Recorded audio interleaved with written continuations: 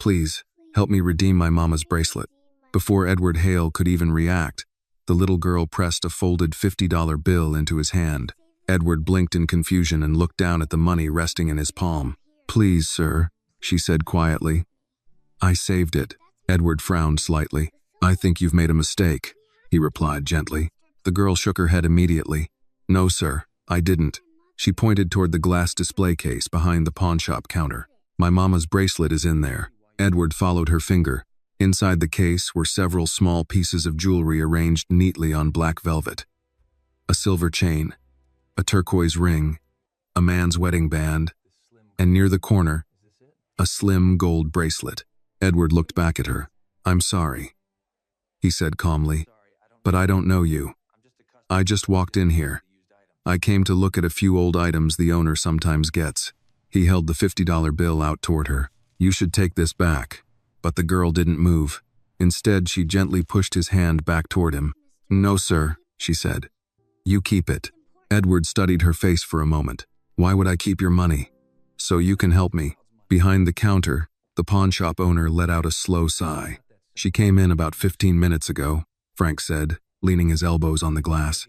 "Says she wants to buy the bracelet back." The girl quickly opened the small cloth pouch she was holding. Coins spilled across the counter quarters, dimes, nickels, and a few wrinkled $1 bills. "I have more," she said quickly. "See?" Edward glanced down. "How much is all that?" $87.23, she said carefully. "I counted it 3 times. Frank shook his head. "The bracelet's $800. The girl lowered her eyes briefly. "I know." Edward leaned slightly against the counter, studying her. "What's your name?" "Annie." "And where's your mother right now?" "At home," she said softly. "Looking for work." Edward nodded slowly. "And why exactly do you think I should help you?" Annie blinked at him. "Well, because you look like someone who could." Edward glanced at the bracelet again. "Kid," he said gently. "Do you know how many people ask me for help every week?" Annie shook her head. "A lot." Edward nodded. "A lot," he repeated. "People with stories. People who need money. People who are in trouble." He lifted the $50 bill slightly. "And I don't know who you are." The girl stayed quiet. "So tell me something," Edward continued calmly.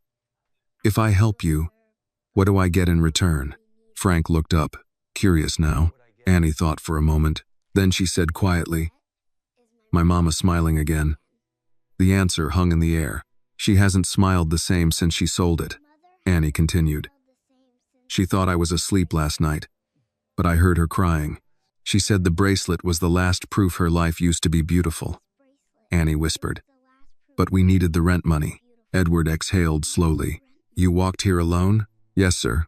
It's only 5 blocks. You shouldn't be walking around by yourself." Annie shrugged. "Sometimes kids have to fix things when grown-ups can't." For a moment, no one spoke. Then Frank cleared his throat.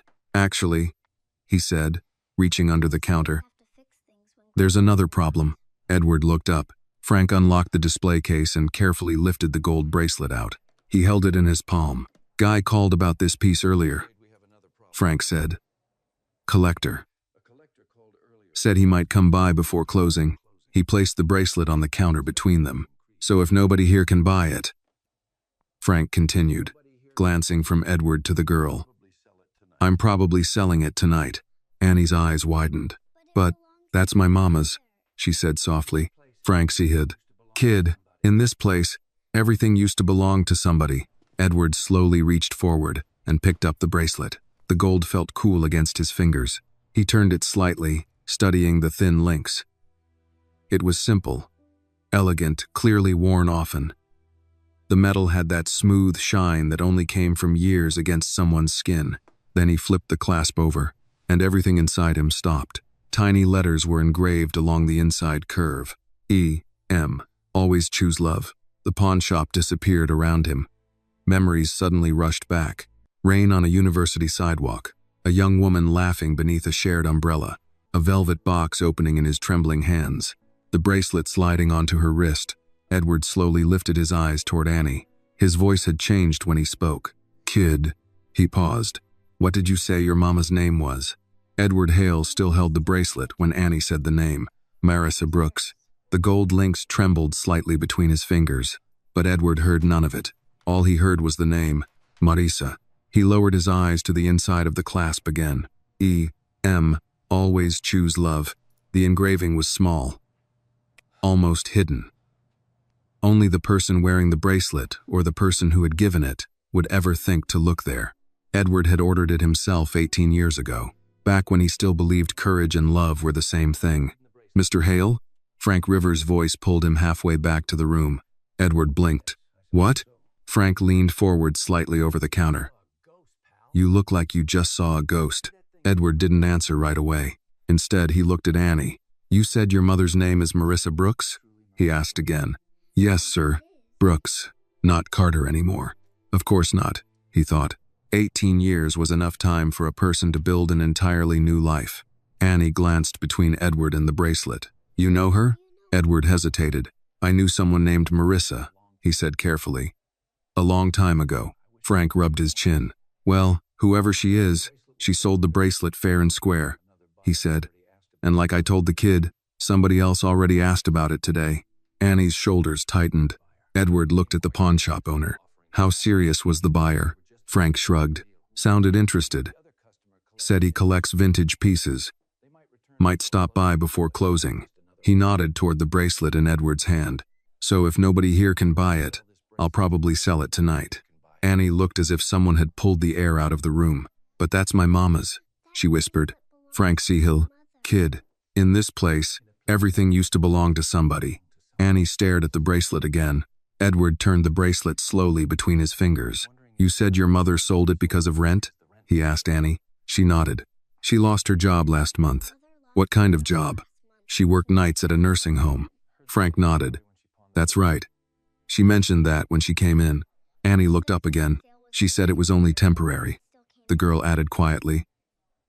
"But the rent still came." "What happened when she sold it?" Edward asked. Annie nodded slowly. "She keeps touching her wrist now," Annie said. "Like it's still there." Edward felt the memory hit him like a sudden gust of cold wind. Marissa laughing under a streetlight. Marissa holding her wrist up, admiring the bracelet the night he had given it to her. Marissa saying she would never take it off. He swallowed. "What did she tell you about the bracelet?" he asked. Annie looked down at the glass counter. "She said someone gave it to her when the world still believed in her." Frank let out a soft whistle. "Well," he muttered, "that's one way to remember a man." Edward didn't react. Instead, he looked at Annie again. "You came here to buy it back yourself?" "Yes, sir." "With this?" he asked, gesturing toward the coins and the $50 bill. Annie nodded. "I counted it 3 times. Edward studied the small pile of money. $87 and change. The entire fortune of a 6-year-old girl. "Kid," he said gently, "that bracelet costs $800. I know. You're not even close." "I know." Edward paused. "Then why did you come?" Annie lifted her head. "Because if nobody tries, then it's really gone." If this moment touched your heart, please like this video and share your thoughts in the comments. Tell us where you are watching from because we love seeing how far these stories reach. And if you enjoy powerful stories about courage, kindness, and second chances, make sure to subscribe to the channel so you never miss the next one. Frank leaned against the counter again. Can't argue with that logic. Edward looked down at the bracelet once more. The gold links caught the fluorescent light in soft reflections. 18 years. He had not seen Marissa in 18 years. Not since the day ambition and fear had convinced him that love was something a man could postpone until later. Later, he had learned, rarely arrived. Edward took a slow breath. "Frank," he said. "Yeah? How much did you loan her for it?" Frank scratched his chin. $300. "And the buyback price?" $800 with the interest and holding time. Edward nodded once. Then he reached into the inside pocket of his coat. Frank noticed immediately. "Well now," the pawnshop owner said carefully. "Looks like we're getting somewhere." Edward pulled out his wallet. Annie watched the movement with wide eyes. "You're buying it?" she asked quietly. Edward looked down at her. "I'm buying it back." Annie's face lit up with hope. "Really?" He didn't answer her yet. Instead, he turned to Frank. "I'll pay the buyback price." Frank straightened slightly. "You sure?" Edward placed several crisp bills on the counter. "I'm sure." Frank counted quickly. $800. He slid the bracelet's small box across the counter. "Well," the old man said. "Looks like the bracelet's going home." Edward picked it up. The weight of it felt different now. Annie stared at the box as if it contained something magical. "You did it," she whispered. Edward closed the lid gently. "No," he said quietly. "You did." Annie blinked. "I did? You came here," he said. "You asked for help. That takes courage." The girl looked down at her coins again. "What about my money?" she asked. Edward gently pushed the $50 bill back toward her. "Keep it. But you might need it later." Annie hesitated before slowly taking it back. Then she looked up at him. "Can we go give it to Mama now?" Edward felt something tighten inside his chest again. Marisa. He stared at the bracelet box in his hand. For 18 years, he had wondered what had happened to the woman he once believed he would marry. Now the answer was standing in front of him. Edward slipped the bracelet box carefully into his coat pocket. "Yes," he said. "I think we should." Annie smiled for the first time since he had met her. A small, hopeful smile. Edward turned toward the door of the pawn shop. The late afternoon light spilled through the window. Somewhere in Chicago, Marissa Brooks was sitting in a small apartment, probably believing the last beautiful thing from her past had just disappeared forever. Edward opened the door. "Come on, Annie," he said quietly. "We're going to surprise your mother." Edward Hale stepped out of the pawn shop with the small box containing the bracelet tucked carefully inside his coat pocket. The late afternoon air in Chicago had turned cooler while they were inside. A wind moved along the street, pushing dry leaves across the sidewalk in slow scraping circles. Behind him, Frank Rivers locked the shop door and flipped the sign to close it early. The old pawn shop owner watched the pair for a moment through the window, then shook his head with a faint smile before disappearing back into the shop. Edward glanced down. Annie stood beside him quietly, her hands wrapped around the little cloth pouch of coins. For the first time since they met, the tension in her shoulders seemed lighter. "You really bought it," she said. Edward nodded once. "Yes." Annie looked toward the street as if trying to imagine how the moment would look when her mother saw the bracelet again. "She's going to be surprised," Annie said. Edward gave a faint smile. "I think you're right." They began walking down the block together. Traffic moved slowly along the avenue, and the sky above the buildings was turning the pale orange color that meant evening was not far away. After a few steps, Annie looked up at him. "Do you know my mama well?" she asked. Edward kept his eyes forward for a moment before answering. "I knew her a long time ago." "How long?" "Me. Before you were born." Annie nodded thoughtfully, as if that explained more than it probably did. "My mama doesn't talk about the past much," she said. "That doesn't surprise me." Annie tilted her head. "Why?" Edward considered the question. "Sometimes people keep certain memories quiet," he said slowly, "because those memories matter too much."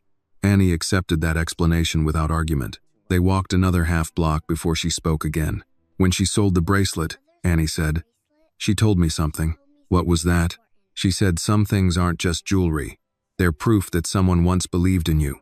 Edward felt the words settle deep in his chest. "Yes," he said quietly. "That sounds like something she would say." They reached the corner and waited for the pedestrian light to change. Cars rolled past in steady lines, their headlights beginning to flicker on as dusk crept across the city. Annie studied Edward carefully. "You didn't tell me your name," she said. He looked down at her. "Edward." "Just Edward?"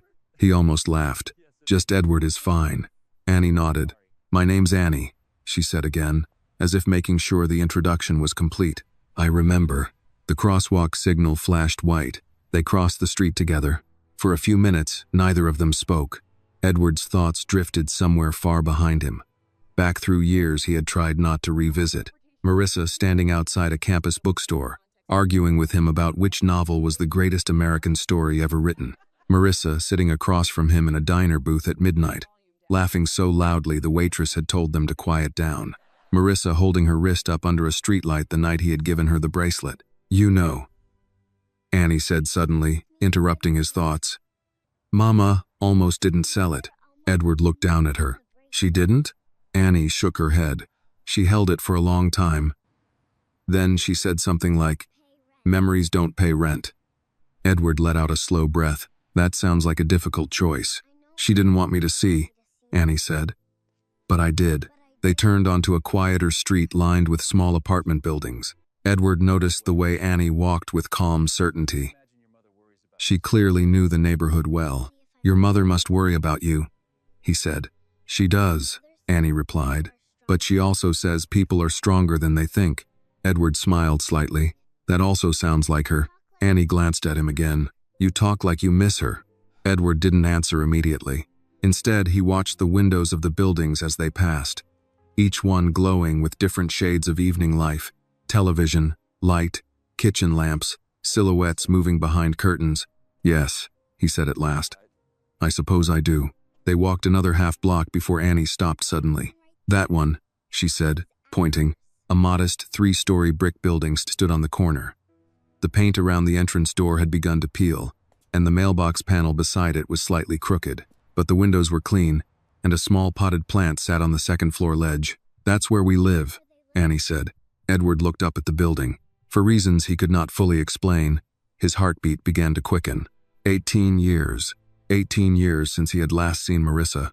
He slipped a hand into his coat pocket and felt the small bracelet box resting there. So, Annie said, studying him again. Are you nervous? Edward let out a quiet breath. Maybe a little. Annie considered that. Don't worry, she said calmly. Mama's nice. Edward couldn't help smiling at that. I remember. They walked up the short path to the building entrance. Just before Annie reached for the door handle, Edward spoke. Annie. She turned back. Yes? He looked at her carefully. When we go upstairs, he said, your mother might be surprised to see me. That's the point, Annie replied matter-of-factly. Edward nodded. Yes, he said softly. I suppose it is. Annie pushed the door open. Warm air from the hallway drifted outside. Edward followed her in, his pulse beating steadily in his chest. Somewhere above them, in one of those small apartments, Marissa Brooks was waiting without knowing it, and after 18 years, Edward Hale was about to see her again.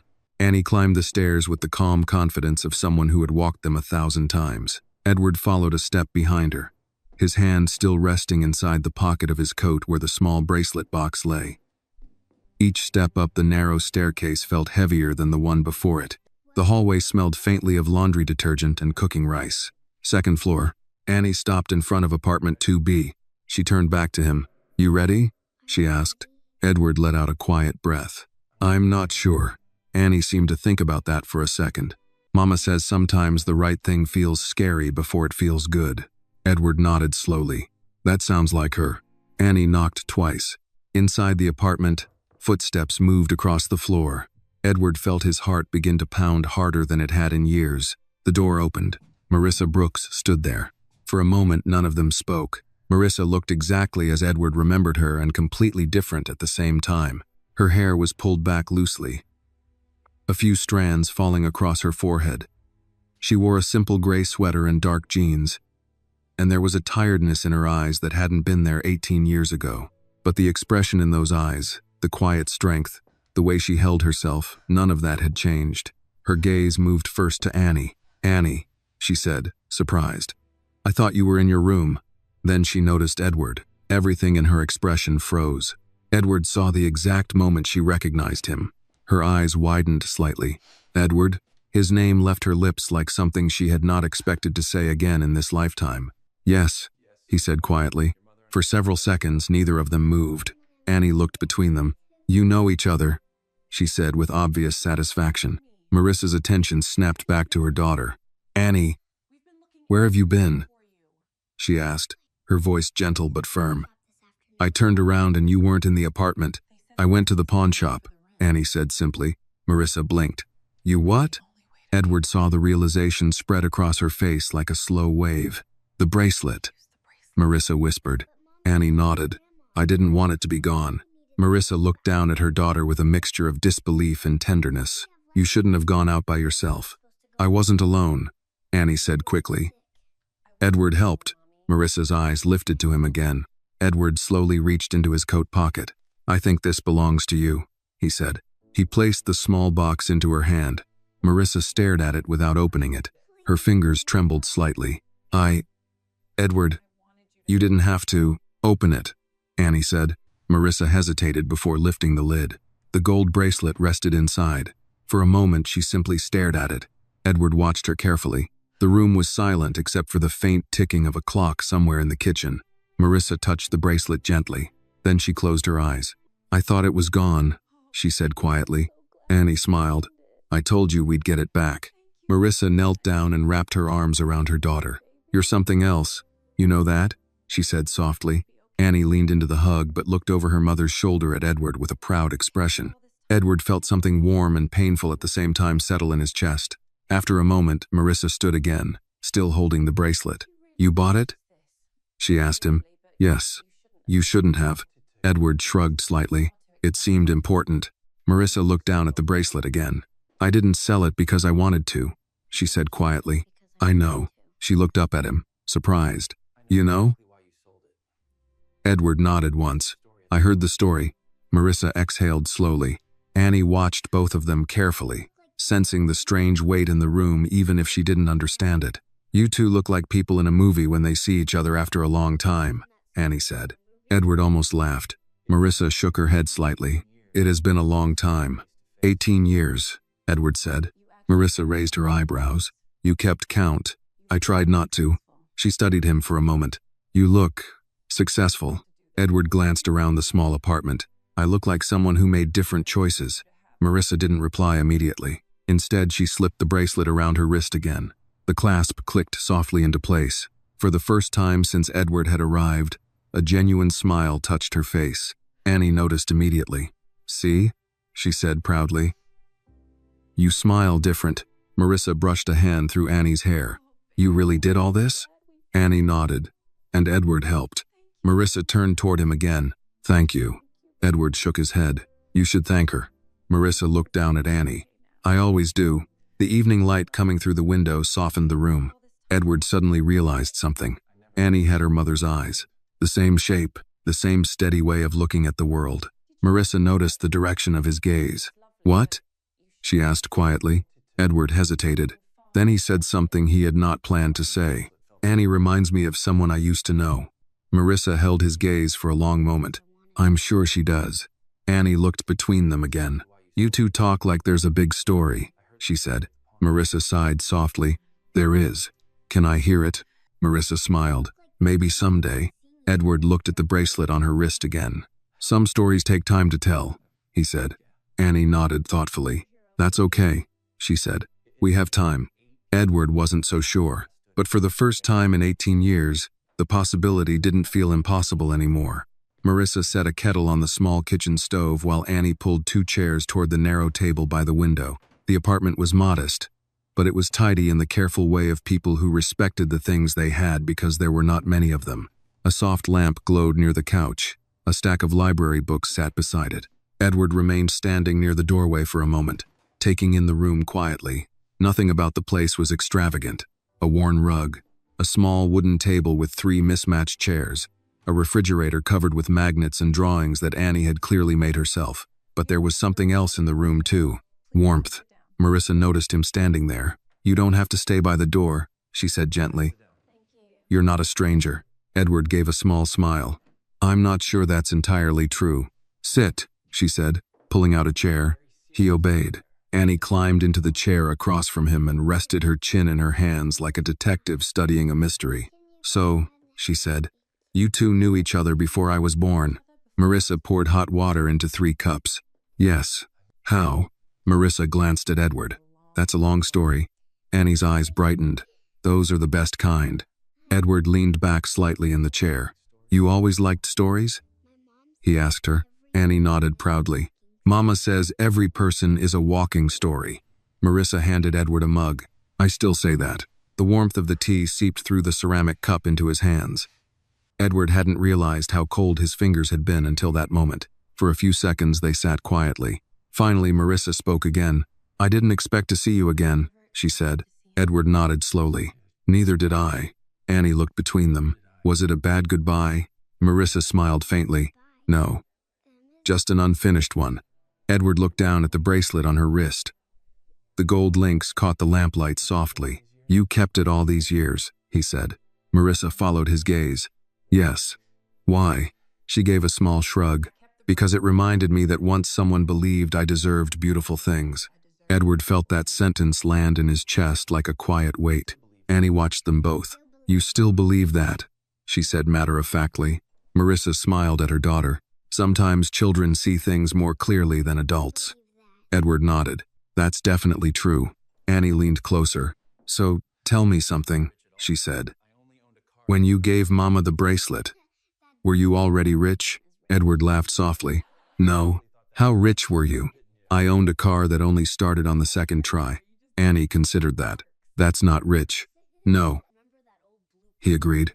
Marissa chuckled. He used to claim the car had personality. Edward shook his head. It did. You named it. Everyone names their car when it breaks down every week. Annie giggled. The sound filled the small apartment in a way that made the room feel lighter. Marissa looked at Edward again. You really didn't have to buy the bracelet. Edward shrugged slightly. Maybe not. $800 is a lot for something that technically already belonged to me once. Edward glanced toward Annie. Your daughter convinced me. Annie straightened proudly. I did? Yes. How? Edward leaned forward slightly. You reminded me that some things are worth fixing even if they're old mistakes. Marissa's eyes softened. For a moment, neither of them spoke. Then Annie tilted her head. Edward? Yes? You look like someone who thinks a lot. That's because I do. What are you thinking now? Edward paused. I'm thinking about how strange life can be. Annie waited. Sometimes, he continued, you spend years running forward, building things, chasing goals. And then one day you open a door and the past is standing there waiting for you. Annie nodded thoughtfully. That happened today. Yes, he said. Marissa studied him. You built quite a life, she said quietly. Edward shrugged again. I worked a lot. I noticed. How? Marissa smiled faintly. Your face has the same look it used to get during finals week. Edward laughed softly. I didn't realize that showed. It always did. Annie raised her hand like she was in school. I have a question. Edward pointed at her. Go ahead. Did you two break up because of something big? Marissa and Edward both froze. Marissa cleared her throat. That's a complicated question. Annie shrugged. I like complicated. Edward looked at Marissa. Do you want to answer that? She considered for a moment. Then she said quietly, sometimes two people care about each other, but the world around them pulls them in different directions. Annie thought about that. So nobody was the bad guy? Edward smiled sadly. Sometimes life doesn't need a villain to make things difficult. Annie seemed satisfied with that answer. She hopped down from the chair. I'm going to put the bracelet box in the drawer so we don't lose it again, she announced. Marissa watched her disappear into the bedroom. When the door closed, the apartment fell into a quieter silence. Edward and Marissa looked at each other across the small table. You're doing well, he said softly. I'm doing my best. He nodded. She's remarkable. Marissa smiled. She keeps me honest. Edward looked toward the hallway where Annie had gone. Then he asked something he had been wondering since the pawn shop. Marissa. Yes? Is Annie? He didn't finish the question. Marissa watched him carefully. For several seconds, she said nothing. Then she took a slow breath. That, she said quietly, is part of the story Annie doesn't know yet. Edward sat very still. The kettle on the stove ticked softly as it cooled. Outside, a distant siren echoed through the evening streets. And for the first time in 18 years, Edward realized that the story he thought had ended might only have been paused. Annie came back from the bedroom carrying the empty bracelet box with both hands, as if it were something delicate and ceremonial. She slid it into the top drawer of the small cabinet beside the couch, then returned to the kitchen table with the satisfied expression of someone who had set an important thing in order. There, she said. Now it has a place. Marissa smiled at her daughter. Thank you. Edward watched the simple exchange in silence. A place. The words lingered with him longer than they should have. For years, his life had been full of addresses, offices, hotels, conference rooms, private cars, reserved tables, schedules so crowded they erased one day into the next. Yet, sitting in Marissa's small apartment, with its warm lamplight and worn rug and cabinet drawer that now held a little empty bracelet box, he understood something he had not let himself feel in a very long time. This was what a place looked like when people actually lived in it. Annie climbed back into her chair and reached for her tea. You didn't finish your question, she said. Looking at Edward, Marissa's eyes flicked toward him, a small warning in them now. Edward chose his next words carefully. No, he said. I suppose I didn't. Annie looked between them again with the steady interest she seemed to bring to every silence in the room.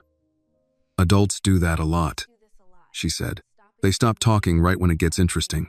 Marissa let out a small breath that almost passed for a laugh. That's because adults know some things require timing. Timing is just waiting with extra steps, Annie replied. Edward smiled despite himself. Marissa shook her head. Where do you get these lines? From listening. That, Edward said. I believe. For a moment, the conversation softened again. Marissa rose from her chair and moved to the stove, opening a small pan on low heat. The scent of tomato and garlic drifted gently through the apartment. I was reheating soup, she said without turning. It's not much, but you're welcome to stay for dinner. Edward was about to refuse out of habit. For years, refusal had come naturally to him. He declined meals, invitations, family events. Anything that required emotional presence he did not know how to sustain. But something in Marissa's tone stopped him. It was not obligation. It was not politeness. It was something quieter. A door, left open just enough. I'd like that, he said. Marissa nodded once, still facing the stove. Annie looked delighted. Good. Mama's soup is better when people eat it. It's canned tomato soup with grilled cheese, Marissa said. That's still better when people eat it, Annie replied. Edward leaned back in his chair, studying the apartment more openly now. There was a framed photograph on the far shelf of Marissa holding Annie on a beach, the lake behind them silver under summer light. Beside it sat a school certificate with Annie's name on it and 3 gold stars in the corner. On the refrigerator, tucked under a magnet shaped like Illinois, was a handwritten list in neat, dark ink. Call landlord, submit application, check library, hold, milk, rice, eggs, ordinary life, he thought. Not easy life, but ordinary life, the kind he had once wanted before he convinced himself ambition was more urgent. Marissa set bowls on the table and moved with the same graceful efficiency he remembered from long ago. She had always done small things with care, as if care itself were a form of dignity. Annie took the plates of grilled cheese and carried them one by one to the table. Careful, Marissa said. I know. Edward watched them work around each other without a wasted word. There was rhythm there, familiarity, the easy choreography built from years of making a life together inside narrow margins. He suddenly felt like a man standing outside a window he had once dreamed of entering. When they finally sat down, Annie folded her hands for a second. Can we say thank you first? Marissa gave her a soft smile. Of course. Annie bowed her head. Thank you for soup and sandwiches and for bringing the bracelet back and for not letting today turn into a bad day. She lifted her head again. Amen. Edward looked down at his bowl, unexpectedly moved. Marissa broke her sandwich in half. She makes up her own prayers. They're honest, Annie said. That they are. They began to eat. For several minutes, only the sound of spoons and the faint scrape of plates filled the apartment. Edward had not realized how hungry he was until the first warm spoonful settled into him. This is good, he said. It's soup from a can, Marissa replied. It's still good, Annie nodded. I told you. The easy warmth of the table almost made the larger conversation forget itself. Almost. But not quite. Marissa must have felt it too. Halfway through dinner, she set her spoon down and looked across at Edward. You asked a question before Annie came back, she said.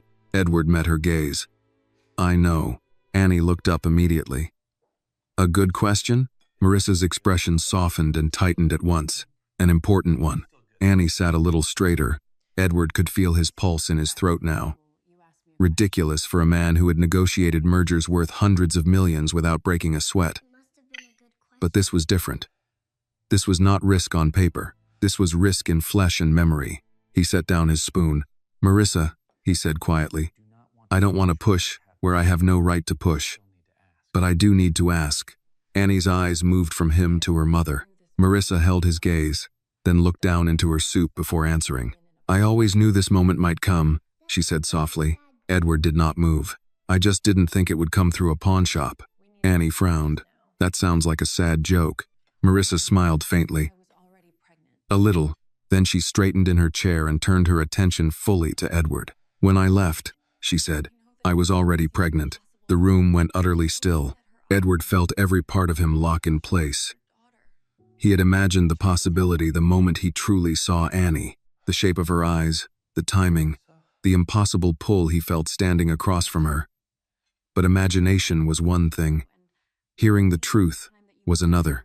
Annie looked from one face to the other, sensing the shift even if she could not fully name it. Marissa continued, her voice calm, almost too calm. I tried to tell you. Edward's breath left him slowly. What? She nodded. Twice. He stared at her. I never got anything. I know that now, she said.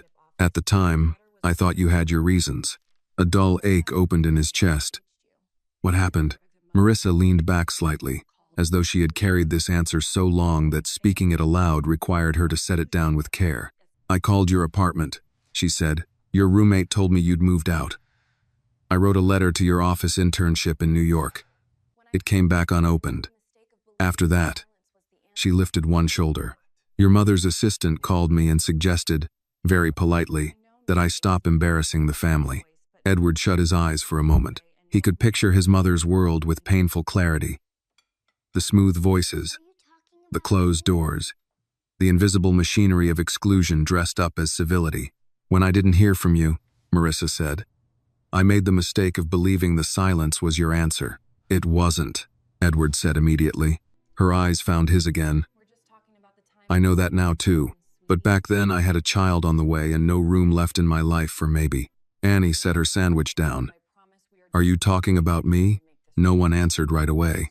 Not because they wanted to deceive her, but because the truth had entered the room too quickly for either adult to decide where its edges should stop.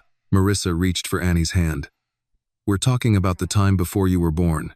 Annie accepted that for the moment, though her face made it clear she understood more than they hoped. Edward looked at Marissa, and when he spoke, his voice was lower than before.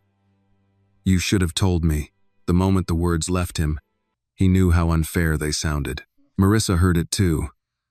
I tried, she said. Not sharply, just truthfully. And then I got tired of knocking on doors that stayed closed. He bowed his head. There it was. Not one betrayal, but a chain of them. Family, pride, silence, distance. The efficient cruelty of people who believed they were protecting his future, while rearranging other people's lives like inconvenient furniture. Annie watched him in silence for several long seconds. Then she asked the question neither adult was ready for. Edward, she said, are you my father? The apartment seemed to shrink around the words. Marissa squeezed Annie's hand gently. Edward looked at the girl across the table, then at the woman he had once loved, and knew there was no clean way through what came next. Only honesty. Late, imperfect honesty. He opened his mouth, but Marissa spoke first. That, she said softly, is something we're going to talk about carefully. Annie nodded once, not satisfied but willing to wait. It was a mature kind of patience, and somehow that made the moment harder. Edward looked at her and saw it all at once. The years he had not known, the birthdays he had not attended, the scraped knees, the school mornings, the nights of soup and worry and library books and careful prayers. An entire life had unfolded without him, and he had not even known where to grieve it. I would like, he said, choosing each word with care, to talk about it the right way. With your mother, and with you. If that's all right. Annie studied him, then nodded slowly. That sounds fair. Marissa looked at him for a long time after that. Not forgiving, not accusing, just seeing him, perhaps more clearly than she had in years. Outside, night settled fully over the street. Inside, 3 bowls sat on a small kitchen table under a warm light, and the truth at last had begun to take its seat among them. The apartment was quiet after Annie's question, not the comfortable quiet from earlier when they were eating dinner, but a deeper silence, the kind that arrives when truth finally steps into the room and no one is quite sure where to place it. Annie watched both adults carefully. Edward sat very still at the small kitchen table, his hands folded together as if he were holding something fragile between them. Across from him, Marissa had not let go of Annie's hand. Outside, a car passed slowly down the street. Its headlights slid across the apartment wall and disappeared. Finally, Annie spoke again. You didn't answer. Her voice wasn't demanding. It was patient. Edward looked at Marissa first. She held his gaze for a long moment, then nodded slightly. Not permission, but acknowledgement that the moment could not simply be avoided. Edward turned his attention back to Annie. I didn't answer, he said quietly. because questions like that deserve the truth, not something rushed. Annie seemed to accept that explanation, though her eyes remained steady. "Do you think you might be?" she asked. Edward breathed in slowly. "Yes," he said. The word hung in the air. Annie did not react dramatically. Instead, she leaned back in her chair and studied him in the same thoughtful way she had been studying the world since he met her in the pawn shop. "I wondered," she said. Marissa blinked in surprise. "You did?" Annie shrugged slightly. "Well, you two look at each other like people who already know the ending of the same story." Edward felt something tighten in his throat. "That's a very observant thing to say." Annie nodded. "I listen a lot." Marissa brushed her fingers gently through Annie's hair. "You've always been good at that." For a moment, no one spoke. Then Annie asked another question. "If you're my father," she said, "why didn't you come before?" Edward closed his eyes briefly. It was the question he had already asked himself a dozen times in the last 10 minutes. When he opened them again, he spoke honestly. "Because I didn't know." Annie looked at Marissa. Marissa nodded. "That part is true." Edward leaned forward slightly. "When your mother and I knew each other, we were young," he said. "And sometimes young people make decisions they don't understand until much later." Annie absorbed that quietly. "You mean mistakes?" "Yes," Edward said. "Big ones?" "Yes." Marissa's voice joined softly. "Some mistakes don't look like mistakes at first," she said. "Sometimes they look like opportunities." Edward gave a faint, rueful smile. "That's exactly right." Annie looked between them again. "But if you didn't know about me," she said slowly, "then how did you find us today?" Edward glanced toward the hallway where the bracelet box now rested inside the cabinet drawer. "You found me," he said. Annie tilted her head. "I did?"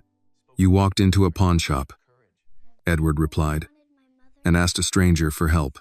She considered that. "That was brave," he added. Annie shrugged modestly. "I just didn't want Mama to lose the bracelet." Marissa looked down at the gold band resting on her wrist.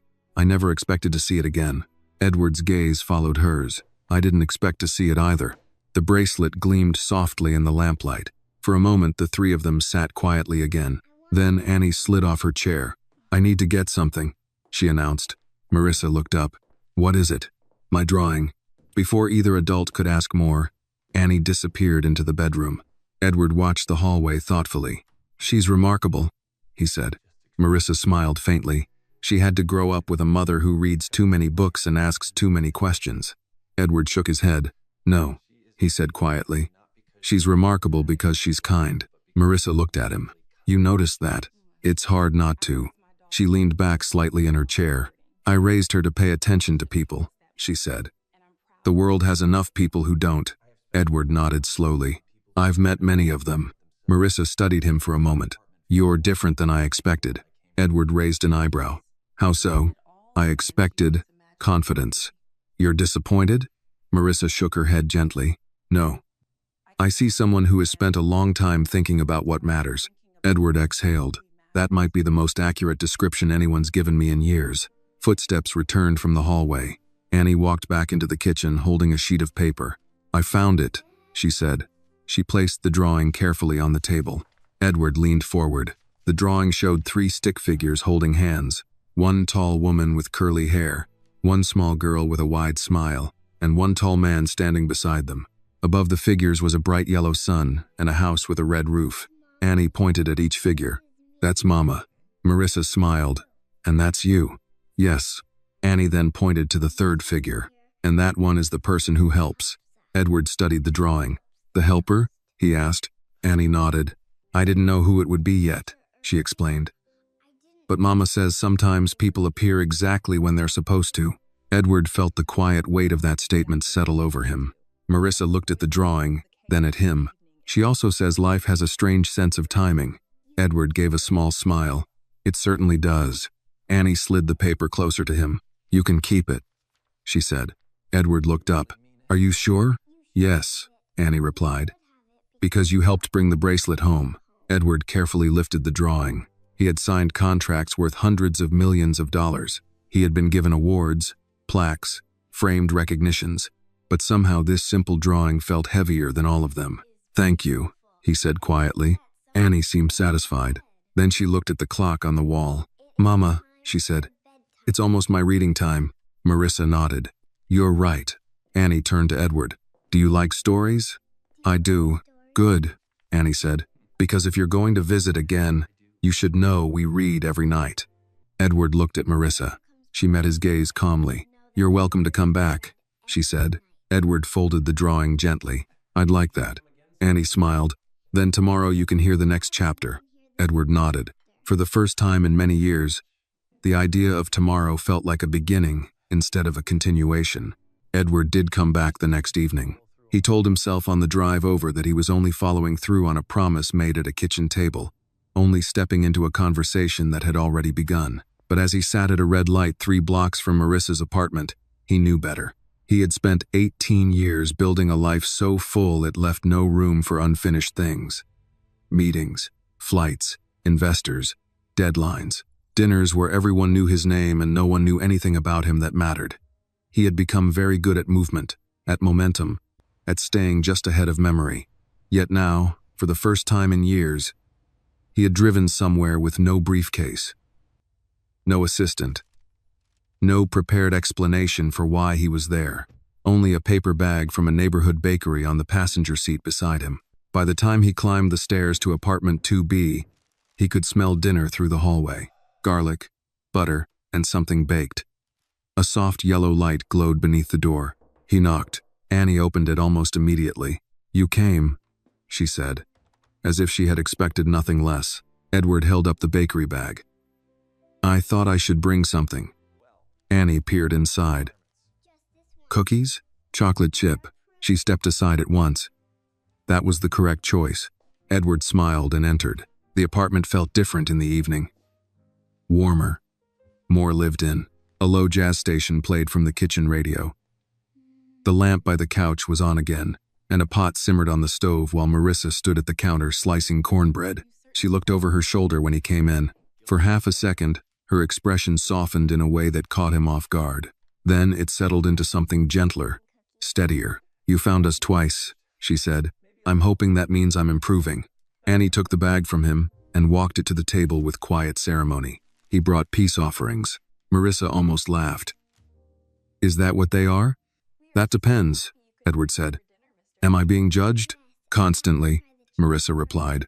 The old ease between them surfaced in flashes like that brief, unexpected, almost dangerous in the way familiar things could be after a long absence. It did not erase the years between them. It simply reminded him that the years had not erased everything. Dinner was simple. Baked chicken, green beans, cornbread, and sweet tea in mismatched glasses. Annie told him she had gotten full marks on a spelling worksheet and that Mrs. Ruiz in the building next door had once owned a parrot that insulted delivery drivers. Marissa corrected details where needed, and Edward found himself listening less for information than for rhythm. This, he thought, was what he had missed without even knowing the shape of it. Not only birthdays and school events and scraped knees, smaller things, the daily music of a home, the jokes that did not need setup, the repeated stories that got better because they were repeated. After dinner, Annie carried her plate to the sink and announced, "Now we read." Marissa dried her hands on a dish towel. "We do." Annie turned to Edward. "You said you like stories." "I do." "Good.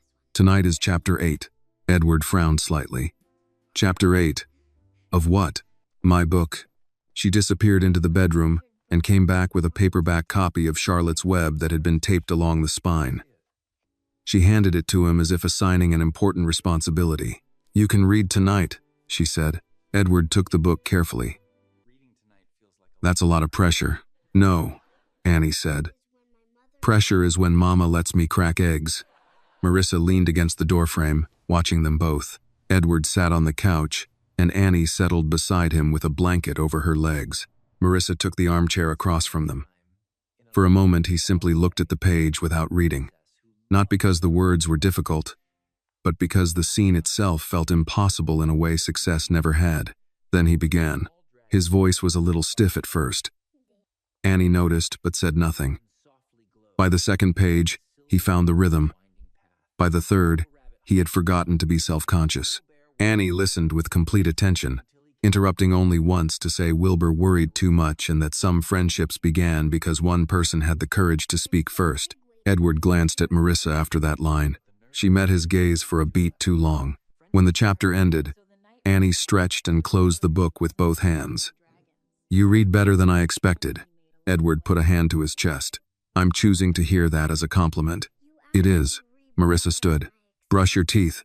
"I already did." "Then prove it." Annie grinned and went to the bathroom. When the door closed, the room changed. Not sharply, just enough. Marissa gathered the empty tea glasses from the side table. Edward stood to help, but she shook her head once and motioned him toward the kitchen anyway. "You can carry those," she said. He took the glasses. At the sink, they moved around each other with caution first. Then, with an old physical memory they had no right to still possess. She rinsed plates. He dried them. Neither looked directly at the other for the first minute. Finally, Marissa spoke. "She likes you." Edward set down a plate a little too carefully. "I like her too. That's not what I meant." He nodded. "I know." The faucet ran for a moment. "She doesn't trust easily," Marissa said. "Not with men." Edward looked at her then. "Why?" Marissa turned the water off.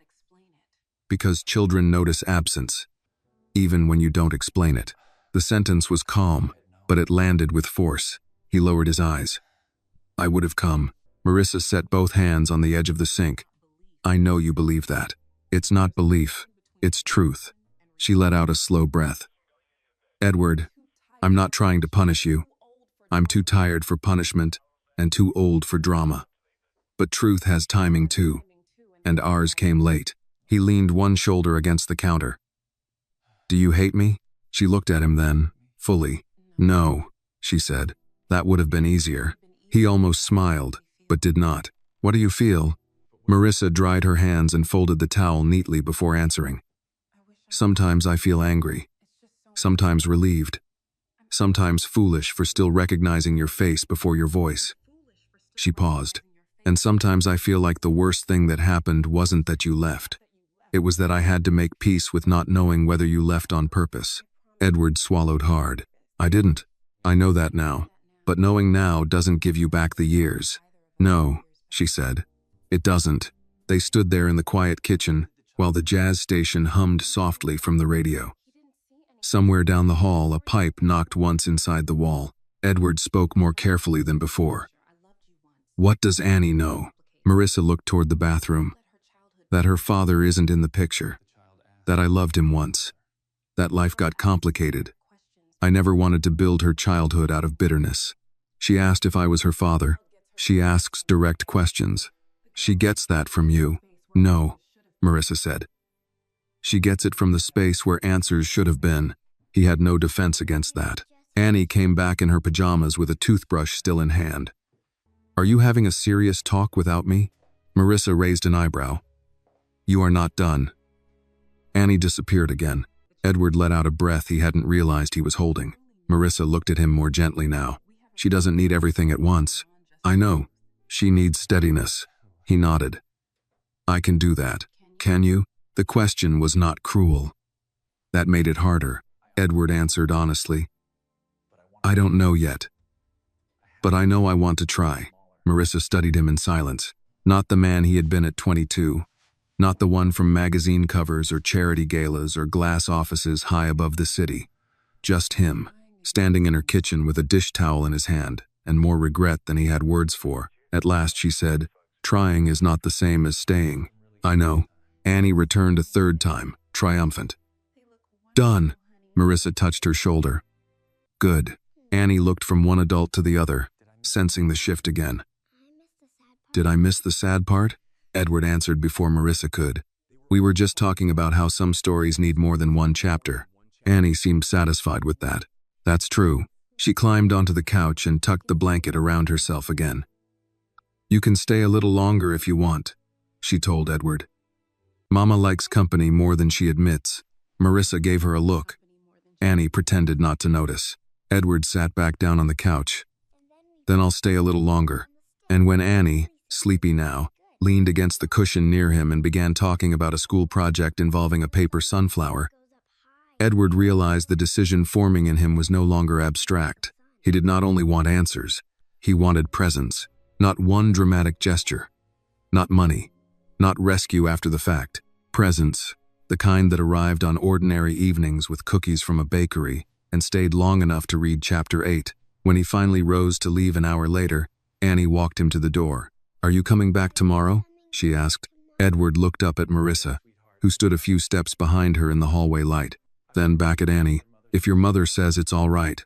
Annie turned immediately. "Mama?" Marissa held his gaze for a moment, then nodded once. "Yes," she said. Annie smiled. Then tomorrow. Edward stepped into the hallway carrying nothing except his coat and the folded drawing Annie had given him the night before, now tucked safely inside his wallet. Tomorrow, he thought. For the first time in years, it did not feel like a date on a calendar. It felt like a chance. Edward did not sleep much that night.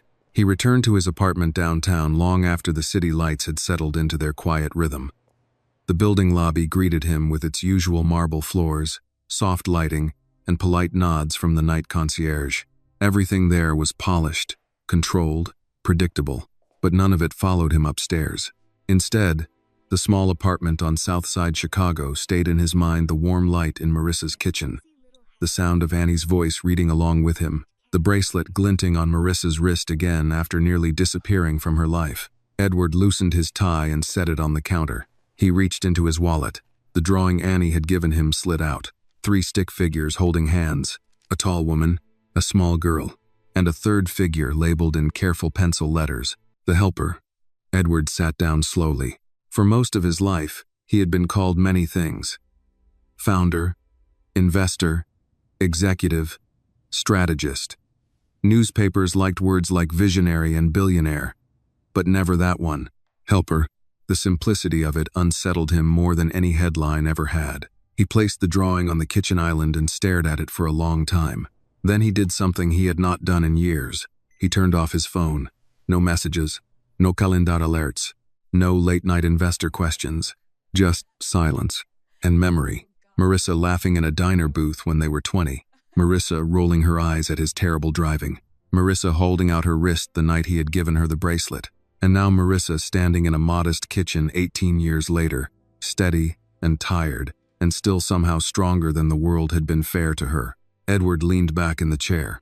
"I missed everything," he said quietly to the empty apartment. The words felt heavy, but not hopeless, because Annie had said something earlier that evening. Sometimes people appear exactly when they're supposed to. He had dismissed it at first as the kind of optimistic philosophy children invented. Now he wasn't so sure. Across the city, in the small brick building where Marissa lived, Annie was also still awake. Her bedroom lamp glowed softly beside the bed while she lay under a blanket reading the last page of Charlotte's Web again. Marissa leaned in the doorway. "You should be asleep." "I will be. That's what you said 20 minutes ago." Annie closed the book slowly. "Mama?" "Yes?" "Edward is my father, isn't he?" Marissa did not answer immediately. Instead, she walked into the room and sat on the edge of the bed. Annie watched her calmly. "You always say questions deserve honest answers," Annie added. Marissa nodded. "I do." "So?" Marissa brushed a hand gently through Annie's hair. "Yes," she said quietly. Annie absorbed the answer with surprising calm. "I thought so." "You did?" You both look at each other like people who remember the same music. Marissa smiled faintly. "That's a poetic way of saying it. Is that why you never told him about me?" Marissa took a slow breath. "I tried," she said. "What happened?" "He didn't get the message." Annie considered that. "So nobody was trying to be mean?" "No. Just life being messy?" Marissa nodded. "That's a good way to describe it." Annie looked at the ceiling. "Are you mad at him?" Marissa thought for a moment. "No. Are you happy he came back?" That question took longer. "Yes," Marissa admitted. Annie smiled at that. "Good." Marissa raised an eyebrow. "That's all you're going to say?" Annie nodded. "Well, also that he reads better than Mrs. Alvarez." Marissa laughed softly. "That's quite a review." Annie rolled onto her side. "Is he going to come again tomorrow?" "Yes." "Good." Annie pulled the blanket up to her chin. "Mama?" "Yes?" "You're smiling again." Marissa hadn't noticed. Her hand drifted unconsciously to the bracelet around her wrist. The gold links felt familiar again. Comforting. "I suppose I am," she said. Across the city, Edward stood by his apartment window looking down at the lights of Chicago. For 18 years, he had believed his life had followed a straight path forward. Now he realized something else entirely. The path had curved, and somehow it had brought him back to the one place he never expected to return. Not a boardroom, not a deal, not success. A small apartment, a bracelet, a child reading bedtime stories, and a woman who once knew him before the world changed him. Edward folded Annie's drawing carefully and placed it back in his wallet. Then he picked up his phone again, not to check messages, not to answer emails. Instead, he opened his calendar. For the first time in many years, he began deleting things. Meetings, dinners, trips, one by one. He cleared the next evening entirely, then the one after that, because for the first time in his life, something more important had appeared. And it wasn't a business opportunity. It was time. Time to learn the story he had missed. Time to decide whether the word Annie had written under the stick figure helper was just a child's drawing, or the beginning of the man he might still become. The next evening arrived with a light rain that turned the Chicago sidewalks dark and glossy under the street lamps. Edward parked a block away and walked the rest of the distance with his coat collar turned up against the damp wind. In his left hand, he carried a paper sack from a grocery store. Fresh bread, strawberries, a small carton of milk, and a box of tea Marissa had once loved in college and probably had not bought for herself in years. He almost laughed at himself climbing the stairs to apartment 2B. A man who had negotiated billion-dollar deals was suddenly nervous about bringing groceries to a woman he had not seen in 18 years. When Annie opened the door, she looked at the bag first. "You brought practical things," she said. Edward stepped inside. "Is that good or bad?" "It means you've been thinking." Marissa's voice came from the kitchen. "Annie, let him come all the way in before you inspect his intentions." Edward rounded the corner and saw Marissa at the counter slicing apples. She wore a soft blue sweater tonight, and the bracelet rested at her wrist as naturally as if it had never left. The sight of it still caught him off guard. "I wasn't sure what to bring," he said, setting the groceries on the table. Marissa glanced into the bag. "Tea, you used to like it." She paused, just briefly. "You remember that?" "I remember a lot more than I should." Annie took the strawberries out and inspected them with approval. "These are expensive strawberries." Edward raised an eyebrow. "You can tell? We only buy them when they're on sale." Marissa gave her daughter a look, but not an unhappy one. Edward felt, once again, the blunt force of the life he had missed, not as an abstract tragedy, but in these tiny practical truths. Sale strawberries, saved tea, soup from a can turned into dinner with care. He had lived so long in a world where price existed only as a number that he had forgotten how often it shaped a person's choices before the day even began. "You didn't have to bring anything," Marissa said, though her voice was softer than the first time she had said it. "I know." Annie closed the refrigerator door and turned back to them. "Good. Because it's better that you did it anyway." They ate in the same small kitchen, this time with roast chicken sandwiches, apple slices, and tea. The rain tapped lightly at the window while the radio played low in the background. Annie talked about a classmate who had insisted bats were birds and the unfairness of adults getting to decide bedtime, even when they were obviously less tired than children. Edward listened, laughed where he should, and answered every question Annie threw at him. But underneath the easy rhythm of the meal, something else moved steadily toward them. He could feel it in the pauses Marissa left hanging a little longer than usual, in the way her eyes sometimes rested on Annie, then shifted quietly to him. After dinner, Annie took her book to the couch, then surprised both adults by not opening it right away. "I have a question before reading time," she said. Edward set down his cup. "All right." Annie looked at him directly. "Are you going to disappear?" Marissa drew in a slow breath but said nothing.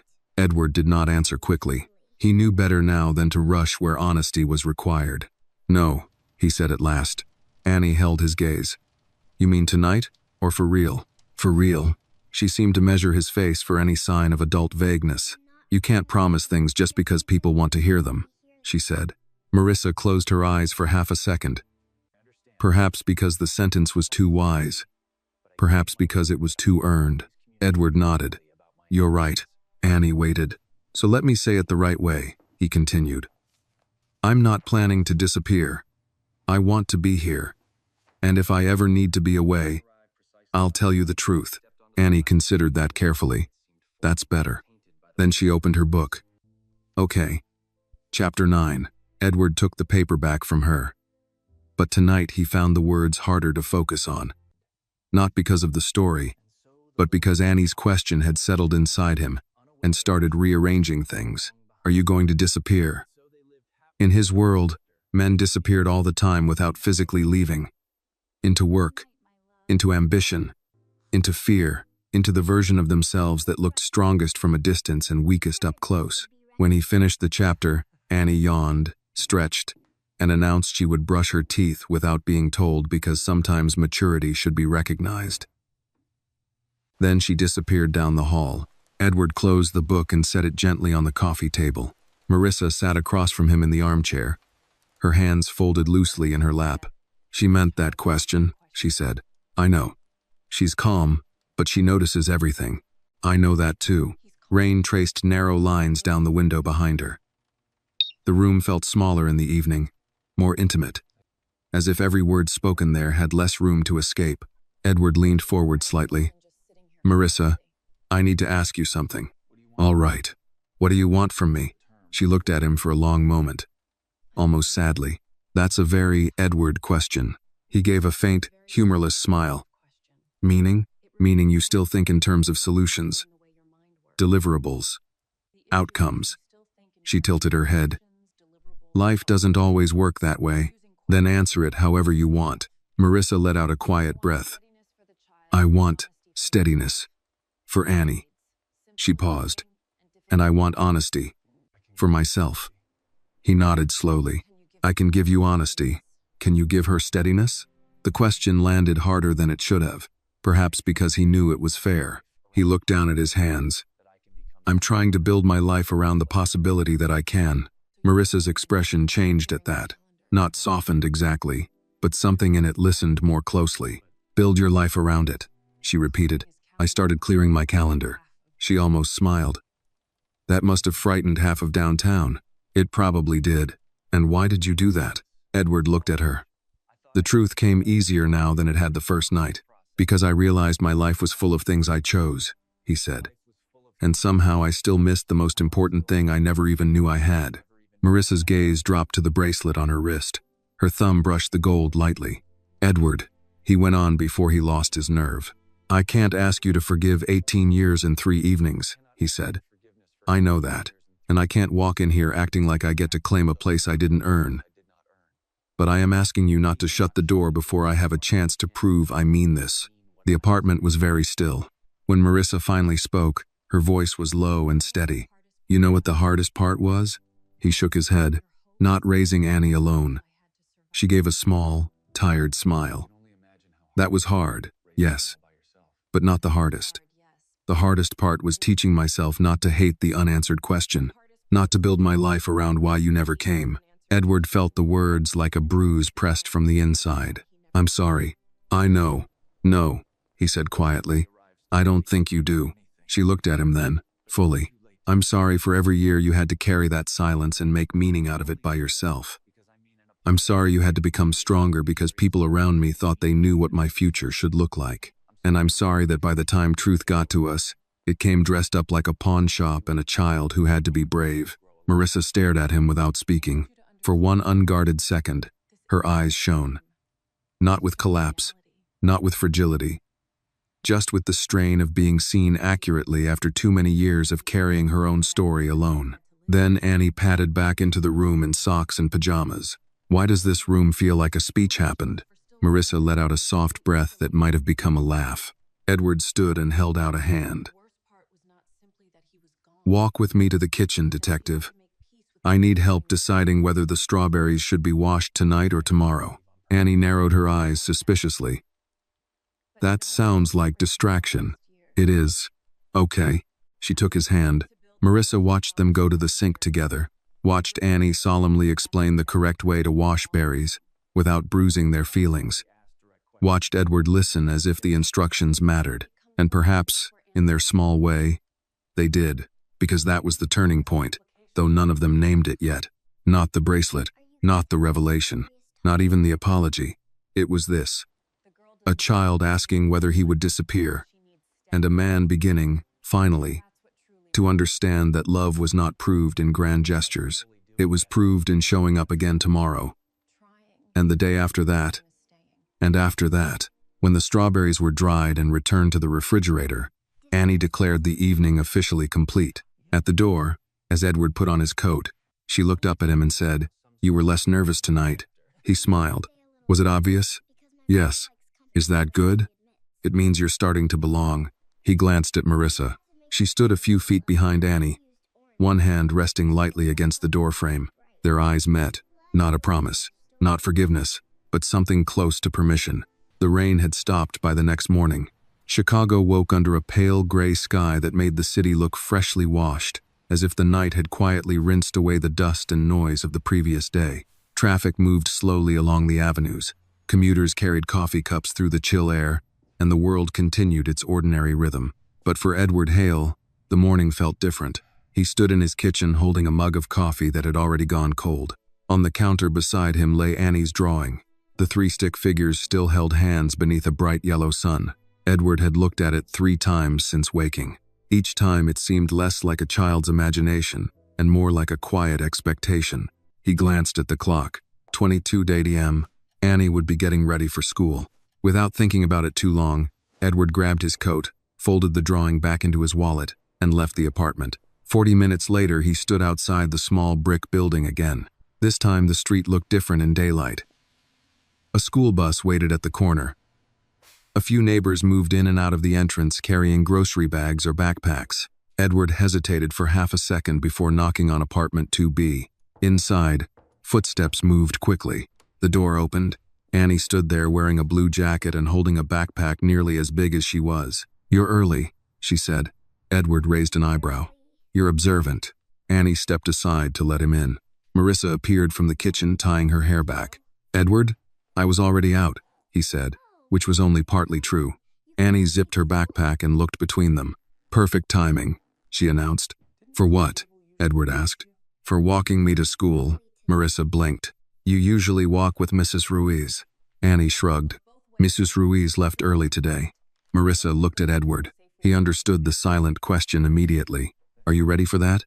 Edward nodded slightly. "I'd like to." Marissa studied him for a moment, then handed Annie a small lunch bag. "Stay on the main street," she said. "And no racing across intersections." "Yes, Mama." Annie slipped her hand confidently into Edward's as they stepped out into the hallway. The morning air outside was crisp. They walked toward the corner where other children gathered near the crosswalk. Annie's pace was quick but relaxed, like someone who had made the trip many times. "School is 3 blocks, she explained. "That's convenient. Mama picked the apartment because of that." Edward nodded. "That sounds like her." They walked another half block before Annie spoke again. "Are you nervous?" Edward glanced down. "Why would I be nervous? You look like you're thinking too much." He smiled slightly. "That's possible." Annie considered that. "You don't have to be perfect," she said. Edward looked surprised. "I know, but adults act like they do. Sometimes." Annie kicked a small pebble along the sidewalk as they walked. "I just want you to keep showing up," she said. The simplicity of the sentence stopped him for a moment. "I plan to." Annie nodded as if she had expected that answer. At the crosswalk, a few other children stood waiting with backpacks and lunchboxes. One boy waved to Annie. "That's Daniel," she whispered. "He thinks dinosaurs could beat sharks." Edward nodded seriously. "That's an ongoing debate." "Yes." When the crossing light turned white, Annie looked up at Edward. "You can let go now," she said. "Why?" "Because I'm almost at school." He released her hand slowly, but Annie didn't step away immediately. Instead, she looked at him carefully. "You're really my father, right?" Edward didn't avoid the question this time. "Yes." Annie nodded once. "Okay." That was all she said. Then she turned and jogged toward the school entrance where children were streaming inside. Halfway up the steps, she stopped and looked back. Edward was still standing on the sidewalk. She waved, not dramatically, just once. Then she disappeared through the school doors. Edward stood there for a long moment after she was gone. A strange mixture of joy and grief moved through him at the same time. Joy that he had walked her to school at all. Grief that it was the first time. A voice behind him broke the moment. "She usually waves twice." Edward turned. Marissa stood on the opposite side of the street. "You followed us," he said. She crossed toward him. "I always watch until she goes inside." Edward nodded slowly. "That makes sense." They stood side by side on the quiet sidewalk. The morning sun pushed through the clouds just enough to light the school windows. She likes you, Marissa said. She's giving me a chance. That's the same thing for Annie. Edward looked toward the school entrance. I should have been here years ago. Marissa shook her head gently. Regret is useful only if it changes what you do next. Edward considered that. And what should I do next? Marissa looked at him with calm clarity. Stay. He nodded once. I can do that. They stood there another minute watching the school doors. Then Marissa turned toward home. Edward walked beside her. For the first time in 18 years, the future did not feel like something he had to conquer. It felt like something he had to build, carefully, patiently, one morning at a time. Edward began coming by often after that morning. Not every visit was long. Sometimes he stopped by in the evening with groceries or books from a neighborhood shop Annie liked. Sometimes he walked Annie to school. Sometimes he simply sat at Marissa's kitchen table with a cup of tea and listened while Annie explained the politics of elementary school with the seriousness of a city reporter. He did not rush anything. That mattered. He did not arrive talking about lawyers, blood tests, or grand solutions. He did not try to buy his way into a role he had not earned. He showed up, and when he showed up, he stayed fully there. For Annie, that became the proof. For Marissa, it became the test. And for Edward, it became the first honest thing he had built in years. By the time November gave way to December, the air in Chicago carried that sharper kind of cold that made every front stoop and bus stop feel more exposed. One evening, Edward arrived with a wool scarf for Annie because she had mentioned, in passing, that the wind near the school made her ears hurt. Annie accepted it with calm approval and declared the color good enough for someone still learning. Marissa laughed from the kitchen. The sound stopped Edward for half a second. He had heard it in fragments these past weeks, quiet, careful, as if life had taught her not to give too much of it away at once. But every time it came, it carried him back to a younger version of himself standing under streetlights and believing there would be endless time to protect what mattered. There had not been endless time. There was only now. And now, at least, he intended to use well. One Saturday afternoon, Annie sat at the living room rug doing homework while Marissa sorted through mail at the table. Bills, school notices, a health insurance letter, a final notice from the old utility account she had already negotiated twice. Edward noticed the tightening in her face before she said a word. What is it? He asked. Marissa set the paper down. Nothing unusual. That answer told him enough. He reached for the letter. She let him take it, though not without a flicker of pride passing over her face first. He read it quietly. I can handle this, she said. Edward looked up. I know. Annie's pencil stopped moving on the page. That was how it had become in the apartment. Every conversation had two levels. The one on the surface, and the one Annie understood anyway. Marissa folded her arms. You don't have to fix every problem. No, Edward said gently. But I can stand beside you while you fix it. She looked at him for a long moment. Then, just as gently, she nodded. It was not surrender. It was trust. A few days later, Edward put Marissa in touch with a woman who ran operations at a private elder care network on the north side. Someone competent, discreet, and more interested in talent than pedigree. He did not call in a favor to hand Marissa a title she had not earned. He arranged an interview, nothing more. Marissa came home from it guarded, thoughtful, unwilling to say too much. Then 3 days later, she walked into the apartment holding a folded letter in one hand and pressed the other to her mouth as if she were trying to contain the size of the moment. Annie looked up from the couch. Mama. Marissa laughed once, then once more. And this time there was no caution in it. I got it, she said. Annie jumped up immediately. The job? Marissa nodded. The job. Annie launched herself at her mother with such certainty that even Marissa's exhaustion could not withstand it. She caught her daughter and held on, eyes shining. Edward stood by the doorway, not wanting to interrupt something sacred. Annie twisted around in Marissa's arms and looked at him. You knew. I hoped, he said. Annie pointed at him as though making a formal announcement. You can stay for celebration dinner. Marissa smiled through the bright emotion in her face. I think that can be arranged. That night's celebration dinner was spaghetti, garlic bread, and a store-bought pie. Annie insisted tasted more expensive than it was. The apartment felt warmer than usual, as if success itself had added a few degrees to the room. After dinner, Annie disappeared into the bedroom and returned holding something behind her back. "I made a new drawing," she said. Edward sat back slightly. "Should I be concerned?" "Yes," Annie replied. "It's emotionally serious." Marissa laughed again. Annie handed him the paper. This one was more detailed than the first. A house stood in the center, drawn in careful lines with flower pots by the steps. Marissa stood on one side, Annie on the other. And beside them, closer than in the first drawing, was Edward, not labeled the helper this time. This time the words beneath the tallest figure read, "Don't be late again." Edward stared at it. Then he looked up at Annie. "That," he said, "is fair. I know." He folded the paper carefully, more slowly than he needed to. Marissa watched him from across the table, one hand resting near the bracelet on her wrist. She wore it almost every day now. Sometimes Edward caught her touching it absent-mindedly while reading or thinking. The sight no longer hit him like a wound. It felt more like a promise he had once broken and now, perhaps, had been allowed to honor again. Later that evening, after Annie had gone to bed and the dishes were done, Edward stood with Marissa near the window while the city moved quietly outside. "She's sleeping easier," he said. Marissa nodded.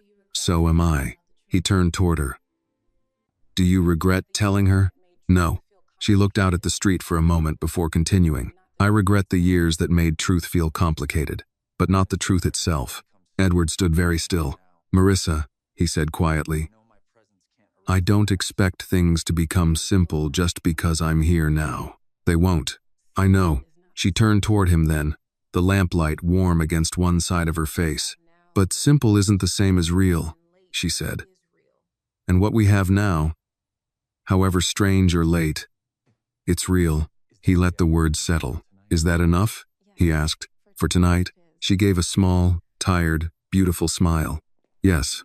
A week before Christmas, Annie insisted on walking them both down to the mailbox in the lobby because she had mailed a card to herself at school and wanted to see if the postal system could be trusted. While she checked the mail slots with theatrical suspicion, Edward and Marissa stood a little apart in the dim yellow light near the stairwell. "I still can't quite believe this happened because of a pawn shop," Marissa said. Edward smiled faintly. "Neither can I. She saved that 50 for almost a year," Marissa said. "Birthday money, Christmas money, little things." Edward thought about the first moment Annie had pressed it into his hand, the complete seriousness of her face, the impossible trust. She thought $50 could bring back something priceless, he said. Marissa looked toward Annie. "In a way," she replied. "It did."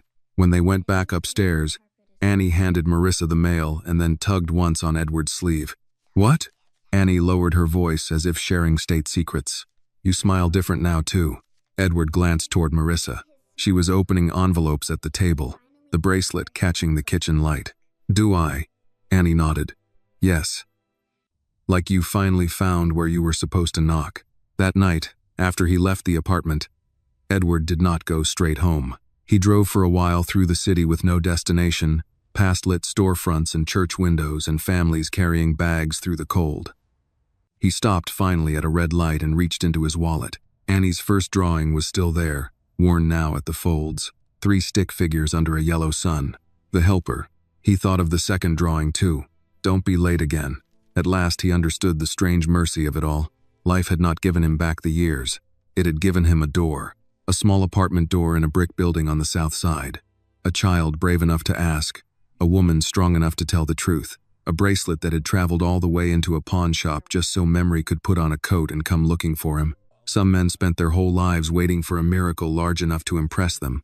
Edward Hale had found his in a folded $50 bill, and a little girl who believed love was something worth bringing home. The next Sunday, Annie left a note on the kitchen table before church. It was written in careful block letters. "For the next time something important gets lost, don't wait so long." Edward read it twice and smiled. Then he slipped the note into his wallet beside the drawings. Not because he was afraid of forgetting. Because the story is complete. The story reminds us that sometimes the bravest acts come from the smallest people. Annie believed that love, courage, and honesty were more powerful than money or status. Her simple determination to bring back her mother's bracelet became the moment that reunited a broken past and opened the door to a better future. The lesson for all of us is that life gives second chances when we are humble enough to face the truth and brave enough to show up for the people who matter. In the end, real wealth is not measured by money or success, but by the courage to care, the strength to forgive, and the willingness to stay when someone needs you the most. This video is a work of fiction created with the assistance of artificial intelligence. All characters, events, and situations are not real and do not represent any actual people or true stories. The content is intended for storytelling and emotional illustration only.